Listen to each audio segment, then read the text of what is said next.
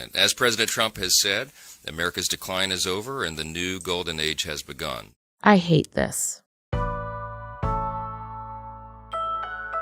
It's Thursday, January 23rd. I'm Jane Coaston, and this is What a Day, the show wishing a happy snow day to everyone in the American South experiencing once-in-a-lifetime snowfall. We know you aren't used to it, and it's probably scary, but sometimes frozen water falls from the sky. It's crazy. On today's show, President Donald Trump issues an executive order blocking the resettlement of refugees in the U.S., including thousands of Afghans. And the House passed its first piece of legislation under the new administration. Let's get into it. It's been a couple of days since President Donald Trump granted clemency to all of his nearly 1,600 supporters who faced charges for storming the Capitol on January 6, 2021. Most of them received full, complete, and unconditional pardons for their actions that day. The 14 people who didn't get pardons instead had their sentences commuted. They were all members of far-right militia groups, either the Oath Keepers or the Proud Boys. As you'd expect, many of these people were positively giddy about the fact that they were getting out of prison, and giddy in a way that's terrifying to pretty much anyone who's not steeped in the alternative MAGA universe version of what actually happened that day. Stewart Rhodes, the founder of the Oath Keepers, was sentenced to 18 years in prison. Trump commuted his sentence. After his release Tuesday, he thanked Trump and repeated lies about what happened at the Capitol that day. Now, most people that went inside, they walked in through doors already opened by somebody else. They were not told they were trespassing. They just, in fact, some cops waved them in. And so you had it basically as entrapment. So we're all crazy and didn't see what we saw. Got it. And what did Rhodes do on his first full day of freedom Wednesday? I am not making this up. The man went to the Capitol to advocate for a pardon for another member of the Oath Keepers in another case. Wild. Enrique Tarrio, the self-proclaimed chairman of the Proud Boys, was facing 22 years in prison. He got a full pardon, so he walked free Tuesday. And of course, he spent his first few hours out of prison giving an interview to none other than Mr. Conspiracy Theorist himself, Alex Jones. Tarrio expressed all of the contrition you'd expect from him, which is none. I'm happy that the president's focusing not on retribution and focusing on success, but I will tell you that I'm not going to play by those rules. The people who did this, they need to feel the heat. They need to be put behind bars, and they need to be prosecuted. And Jacob Anthony Chansley, the so-called QAnon shaman, who was seen that day standing in then Vice President Mike Pence's chair, the guy who left him a note that said, "It's only a matter of time. Justice is coming." Yeah, he got a pardon. How does he plan to celebrate? Well, he tweeted Tuesday, and I quote, "Now I am gonna buy some motherfucking guns." And as if all of this weren't horrifying enough, CNN reported Wednesday that the Trump administration is considering whether to invite some of the people he pardoned Monday to the White House. And Colorado Republican Congresswoman Lauren Boebert says she wants to spend some quality time with the rioters. I'll be the first member of Congress to offer them a guided tour in the Capitol tonight. I think I speak for everyone listening right now when I say, what in the actual fuck? So to talk about what Trump's actions this week mean for right-wing extremist groups and the threat of political violence in America under Trump, I spoke with Tess Owen. She's a freelance reporter covering extremism and politics. Tess, welcome to What a Day. Thank you so much for having me. So Donald Trump and a ton of Republicans would have us all believe that the people who were charged in connection with the January 6th insurrection were just peaceful tourists, one wearing a weird hat, just hanging out, and that the Justice Department was overzealous in charging them. But can you remind us what some of the people were charged with and sent to prison for? Sure. So we have probably the most serious charges of the bunch, the seditious conspiracy charges. Some of the Proud Boy leaders copped charges for that. Enrique Tarrio, the chairman of the Proud Boys, he was sentenced to 22 years. We had Joe Biggs, Zachary Rell, Ethan Nordine, who are all prominent leaders within the Proud Boys movement. They all got between 15 and 19 years. We had Stewart Rhodes, founder of the Oath Keepers, also got seditious conspiracy charges. And then we had a bunch of people who were getting charges for assault on police, people who attacked Capitol Police for hours on end using a variety of improvised objects. We had Lonnie Kaufman, who parked a truck near the Capitol that was loaded with Molotov cocktails and various weapons. The list goes on. How have these pardons been received in the world of far-right extremist groups? Because I know that some of these people are talking about, we want retribution. We want the people who prosecuted us, even the juries that convicted us, to now go to jail. I think we're kind of hearing the reactions bit by bit. I think some of these guys I'd spoken to even a couple of months ago, I think that they would have been pretty surprised that they got a pardon. And yeah, you're right. The response within the movement and from those we're hearing from already has been, first of all, vindication.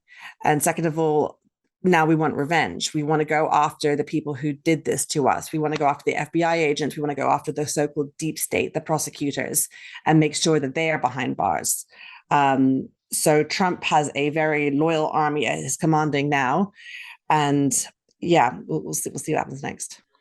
And what do you think the reaction has been more broadly? Because the vibe seems to be one of resignation more than anything else. I know that, there's not very many ways to fight a presidential pardon, but is that your sense too, that like some of the outrage that we may have seen the first time around that Trump was president just isn't there, even around something like this? Like you have a host of, conservative outlets, the Wall Street Journal saying that this is bad, but also like a lot of people just kind of being like, what can you do? I mean, I think people are a bit numb. Even I personally have covered this stuff, the extremism movement, for 8 years now. And even I was sort of surprised, but still a bit numb by the scale of the pardons that happened. And, on Inauguration Day, we saw probably the biggest mobilization of Proud Boys since January 6th, marching in Washington, D.C., and they're chanting, whose streets, our streets, and they were getting fist bumps by people in the crowd. And there wasn't really like a robust opposition, counter protest like we would have seen maybe a few years ago. So I think there is a sense of resignation, like you said, or a bit of numbness going on as well. It's funny to say this, but a lot has happened since January 6th, and a lot has happened to people within these organizations. It kind of reminds me a little bit of Unite the Right, the gathering that took place in 2017, where you saw these organizations at, white pride, white power organizations at the peak of their power, and then they just fell apart in a lot of different ways. So what has happened to these groups since January 6th? What has happened to the Proud Boys and the Oath Keepers? And what do you think is next for these organizations now that they've been freed from jail and by and large had their crimes forgiven? So with the Proud Boys, I mean, in the run up to January 6th, their MO was kind of these large scale mobilizations in cities where they would show up in, decked out in yellow and black, and they would come drinking, reeking of beer and looking for fights with local leftists. And there were these spectacles, right? And then after January 6th, we saw pivot away from that kind of mobilizations into much smaller, hyper-local activism. So we saw kind of maybe forward pop up at a drag brunch somewhere or at a school board meeting. And we saw them forging alliances with local Christian nationalist groups. We also saw, with Enrique Tarrio, the group's chairman, that sort of left the movement leaderless, and the Sovereign chapter was dissolved. And there was some infighting that's happened as well within that group. And so it's not as cohesive as it once was. And then, we didn't really see the same kind of show of force for Trump this, in 2024 as we did in 2020. And so that was maybe leading to speculation that, is the group done? Is it on its last legs? Certainly the demonstration on Inauguration Day, that was intended to send us a message of we're back. But, as Enrique Tarrio, he is now free. He has been given a full pardon. He was on Alex Jones hours after he was released and said it would be a mistake to call him the ex-chairman. He is still very much involved with the Proud Boys. But I think, the group that he's coming back to is not the one that he left. So I think they're full of bluster, those guys. They would like us to think that they are, strong and very active, but that's simply not always the case. But they're also just one piece of this much larger movement. And I think what we saw with January 6th was that you don't need to be a card-carrying member of an extremist group to engage in violence on behalf of Donald Trump or on behalf of the MAGA movement. And the kind of mainstreaming of anti-government violence is something that we've seen a lot in the last few years. Something I keep thinking about, though, and we've already actually seen it. One of the January 6th defendants who'd been charged with felony assault was arrested again on federal gun charges. And I think that, a lot of people involved in January 6th had no previous criminal backgrounds, and a lot of people did. So do you see a situation where this backfires on Trump? Because a host of the people with the most serious charges are people who are likely probably involved in something that could result in further charges. Do you see that being a problem for Trump? I think one question that came up, or one thing that I've been thinking about a lot, was the sort of whether, this movement has radicalized in the last few years, especially for those who are in prison. We know prison radicalization is a big problem. And I've written about the so-called Patriot Wing in the DC jail, which was the unit inside the jail that was being used to sequester pretrial detainees, January 6ers, away from the general population. And they formed a very tight-knit community there, and they were supported, had enormous amounts of support from the outside that really reinforced the same beliefs and anti-government sentiment, and deepened the anti-government beliefs that brought them to the Capitol in the first place. And so all these people who stormed the Capitol are now kind of even more entrenched in that belief system. And what does this mean for the national story around January 6th and the way we understand what happened that day? I mean, I know what happened, and you know what happened, but former President Biden issued preemptive pardons for members of the congressional committee that investigated the insurrection, and now the people who perpetrated it have been freed. And despite what I remember and you remember, it feels murky. Yeah, I mean, I think that the last few years there's really been a kind of fight for the story, or for the control over the narrative of January 6th. Well, first of all, there was widespread condemnation of January 6th on both sides of the aisle. And then we saw attempts to, there were bad actors involved. It was Antifa. It was, Antifa super soldiers were in the crowd and they instigated it. And then it was the FBI. That narrative is kind of held that, FBI agents, this has been debunked, but were kind of among the crowd, and they goaded MAGA supporters into committing violence.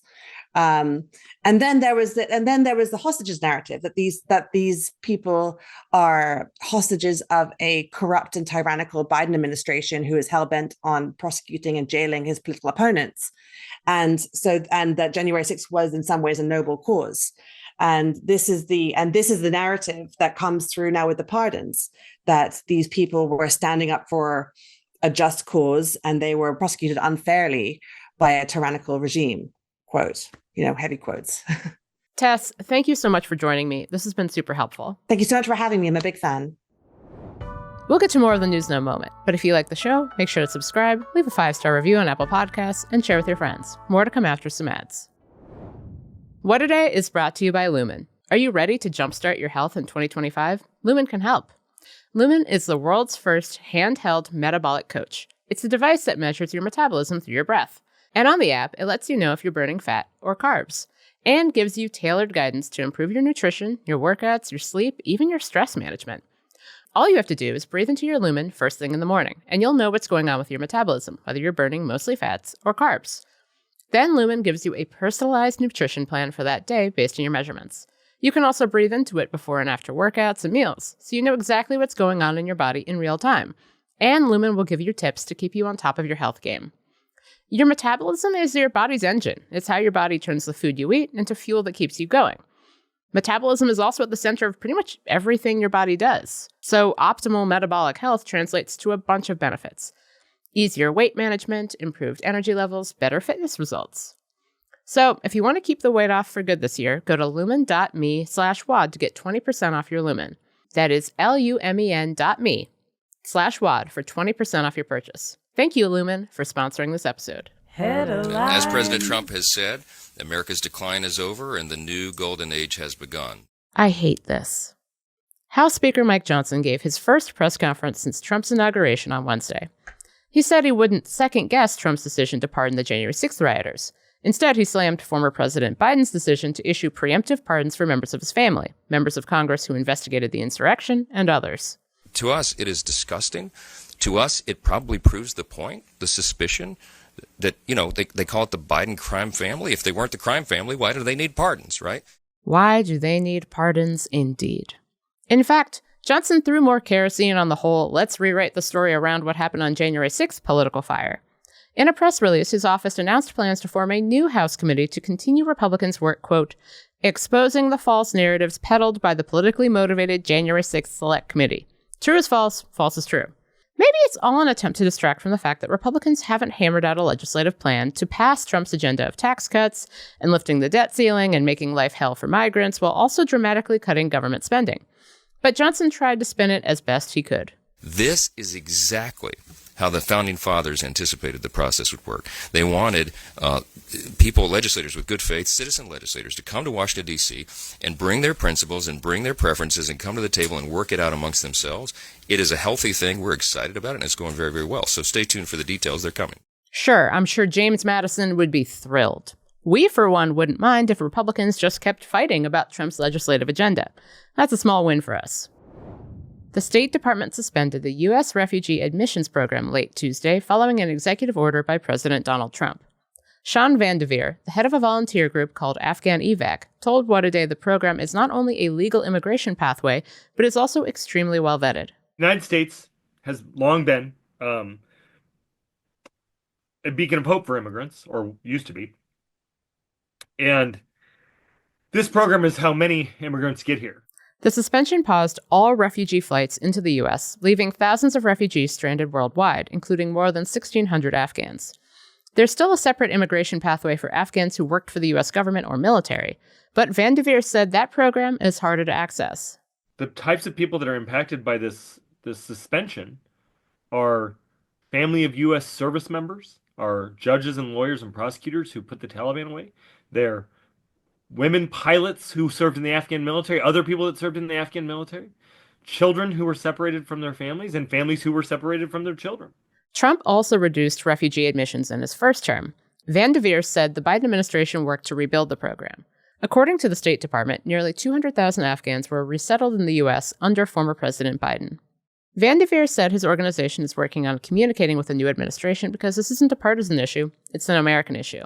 He said, quote, President Trump loves to negotiate. We can't wait to negotiate on this. The Trump administration's promised crackdown on immigration is continuing full steam ahead.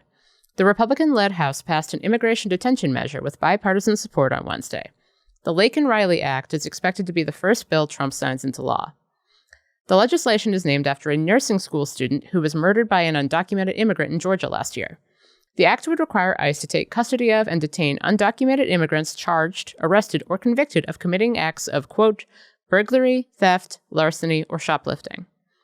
Georgia Republican Representative Marjorie Taylor Greene was full-throated in her support of the bill during a floor speech Wednesday. I certainly hope we do open as many prisons as possible to round up as many illegal aliens that have invaded our country and those that are breaking our laws, killing our citizens, women and children, and causing complete havoc across our great land. That's some bullshit. More than 40 House Dems joined Republicans in passing the bill, especially those in competitive districts.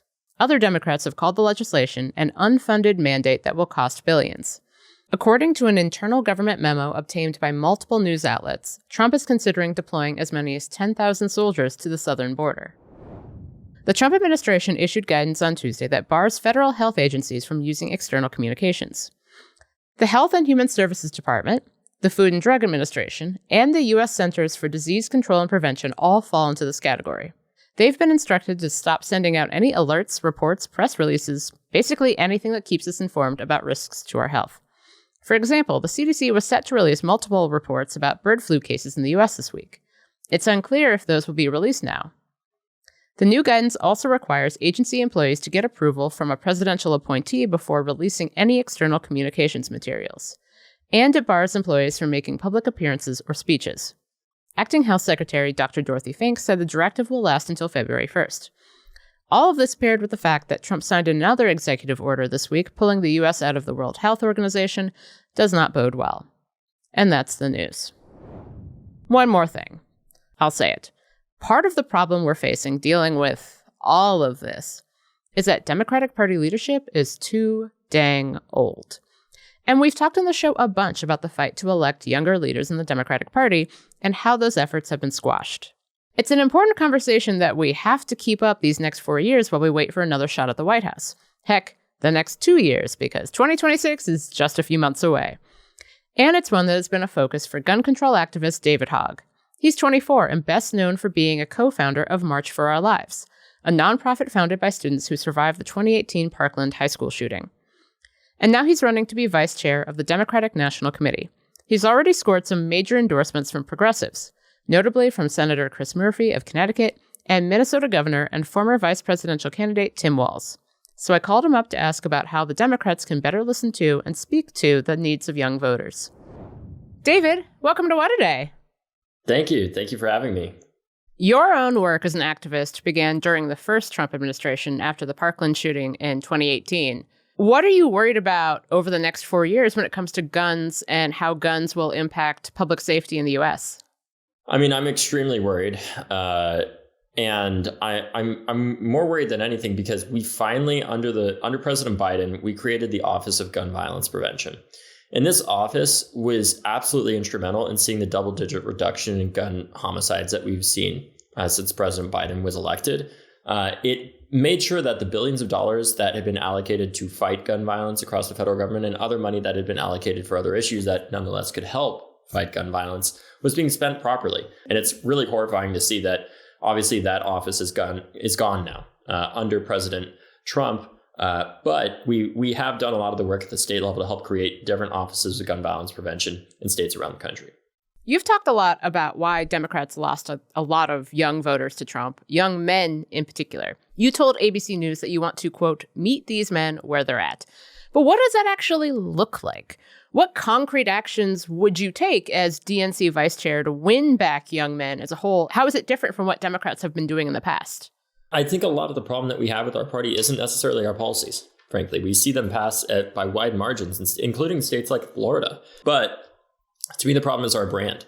I think that one of the biggest obstacles that we have isn't so much that young men necessarily disagree with our policies. I think that, they agree, broadly speaking, with obviously fighting gun violence, with fighting climate change. I think what it's a reaction to in particular is them feeling like they're just judged constantly. And if we can build a culture, I think, within our party where we bring people in and educate them and listen to them, because I think what's happening is that they would rather be around somebody that they don't completely agree with, but doesn't judge them, or at least they don't feel judged by, than somebody who they do agree with largely, but feel like they have to walk on eggshells around. We need to realize, too, that Gen Z is not a monolith. I think we need somebody in the room that understands that. And what concerns me is, when I was at the executive committee meeting for the DNC, I was there and I was listening to Molly, our pollster, talk about why we lost the election. And the first thing that Molly brought up was the fact that 18 to 29-year-olds went dramatically.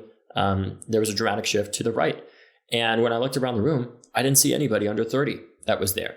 And it seems to me like our party thinks like we can just consult our way out of these problems. We just throw enough money at it, that's going to solve it. We need to be talking to the non-political influencers and crafting a message that doesn't even need to be put there by us or forced to be made there or paid. We don't need to pay somebody to say it for us because it's compelling enough that they're sharing it. After Parkland, we saw just that. The reason we were able to have so much of an impact like we were to build the largest student protest in American history isn't because we were like, you know what we need to do, guys? We got to be on Discord. We got to be on Fortnite. We got to do all. No, it's because we knew how to talk to young people and we built a message that resonated with them.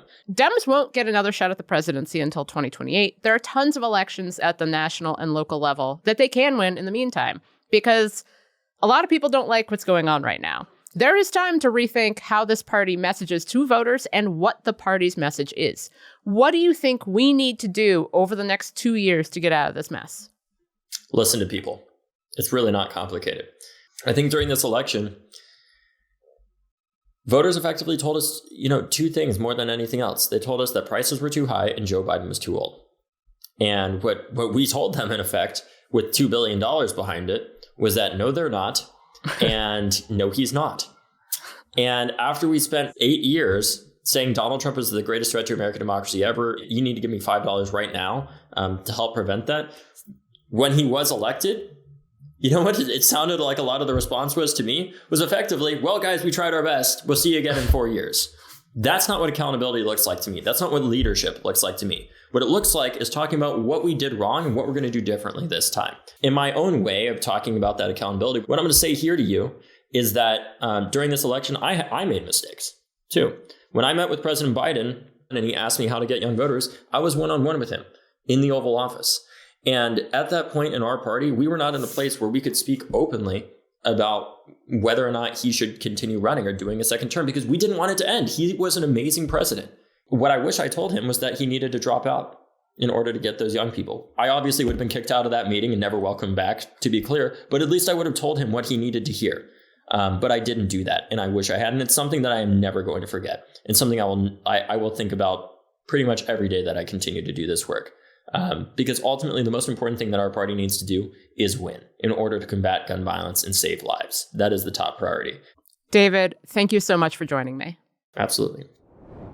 That's all for today. If you like the show, make sure you subscribe, leave a review, maybe find a new hobby that you enjoy because it's going to be a long 4 years, guys. And tell your friends to listen. And if you're into reading and not just about how finding hobbies can also be a helpful way to find community, which matters a lot right now, like me, What A Day is also a nightly newsletter. Check it out and subscribe at crooked.com/subscribe. I'm Jane Coaston, and really what I'm saying is go outside and do something you like.